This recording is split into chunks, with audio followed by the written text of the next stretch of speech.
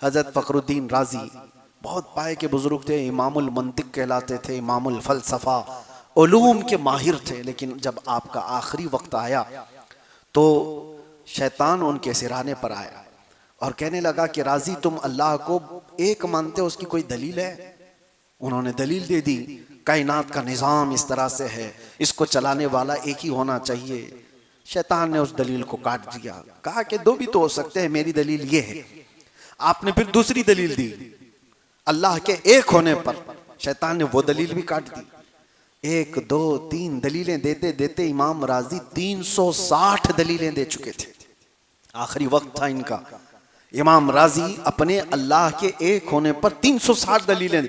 हम क्या दलील देंगे, आप क्या दलील देंगे अल्लाह के एक होने पर? मरने के वक्त तो छोड़ो, अभी बोलो, अभी अगर कोई पकड़ के पूछ ले कुछ नहीं होगा।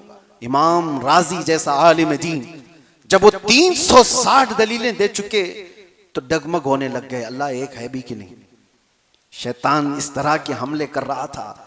ये तो उनकी निस्बत का असर है कि हज़रत सैयदना नजमुद्दीन कुबरा जो फखरुद्दीन राजी के पीरो मुर्शिद थे, पीरो मुर्शिद से निस्बत का यह असर होता है।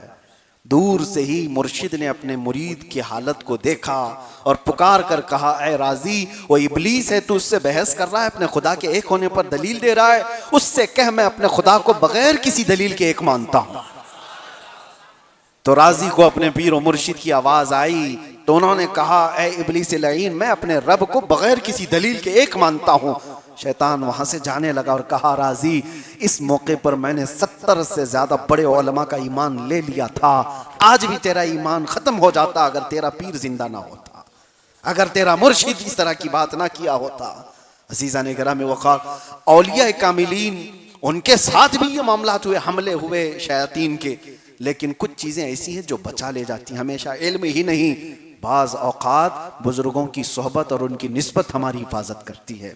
इसीलिए आला हज़रत फाज़िल बरेलवी रज़ी अल्लाह तआला अन्हु ने अपने इल्म पर, आला हज़रत का जैसा इल्म आज के ज़माने में कौन मिसाल ला सकता है, जो 55 उलूम व फ़नून का माहिर हो। फतावा रज़विया जैसी 30 जिल्दों की मुकम्मल किताब हमारे पास, कुरान का तर्जुमा कंजुल ईमान की सूरत में, इश्क़ रसूल से भरी हुई हदायक़ बख्शिश, जिंदगी पूरी कलम चलाते चलाते जिसकी गुजरी और एक नई बेहतरीन शागिर्द पैदा करके पूरी उम्मत पर एहसान किया, इल्मी बड़ा काम किया।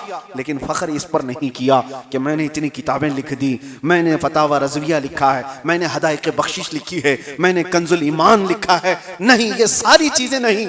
बारगाह मुस्तफ़ा सल्लल्लाहु तआला अलैहि वसल्लम में जब पेश होना हुआ था, हुजूर की बारगाह